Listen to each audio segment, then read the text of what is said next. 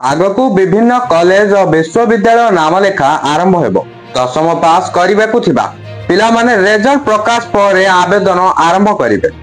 ନାମଲେଖା ପ୍ରକ୍ରିୟା ପ୍ରତିବର୍ଷ ଭଳି ସାମ୍ସ ପୋର୍ଟାଲ ମାଧ୍ୟମରେ ହେବ। ତେବେ ଆବେଦନ କରିବା ସମୟରେ ଶିକ୍ଷାର୍ଥୀମାନେ କିପରି ଆବେଦନ କରିବେ ସେଥିଲାଗି ସଚେତନ କରିଛି ଉଚ୍ଚ ମାଧ୍ୟମିକ ଶିକ୍ଷା ନିର୍ଦ୍ଦେଶାଳୟ। ଆବେଦନ ସମୟରେ କ'ଣ କରିବା ଉଚିତ ଓ ଅନୁଚିତ ତାକୁ ନେଇ ସଚେତନ କରିଛି। ଏନେଇ ସମସ୍ତ ହାଇସ୍କୁଲର ପ୍ରଧାନ ଶିକ୍ଷକଙ୍କୁ ଏକ ବୁକଲେଟ୍ ପ୍ରଦାନ କରାଯାଇଛି।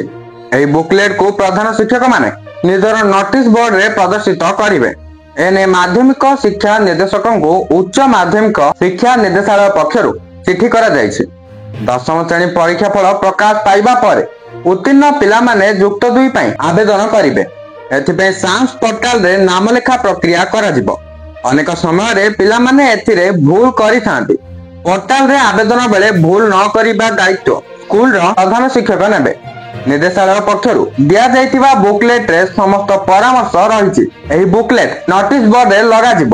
ଏଥିସହ ସାର୍ଟିଫିକେଟ୍ ନେବାକୁ ଆସିବା ଦିନ ସମସ୍ତ ପିଲାଙ୍କୁ ଏହି ବୁକଲେଟ୍କୁ ମଧ୍ୟ ବଣ୍ଟନ କରାଯିବ। ଏହି ବୁକଲେଟ୍ରେ ଦଶମ ଶ୍ରେଣୀ ପାସ୍ ପ୍ରମାଣପତ୍ର, ମାର୍କସିଟ୍, ସ୍କୁଲ ପ୍ରସ୍ଥାନ ପ୍ରମାଣପତ୍ର କାହାକୁ ହସ୍ତାନ୍ତର ନ କରିବାକୁ ପରାମର୍ଶ ଦିଆଯାଇଛି।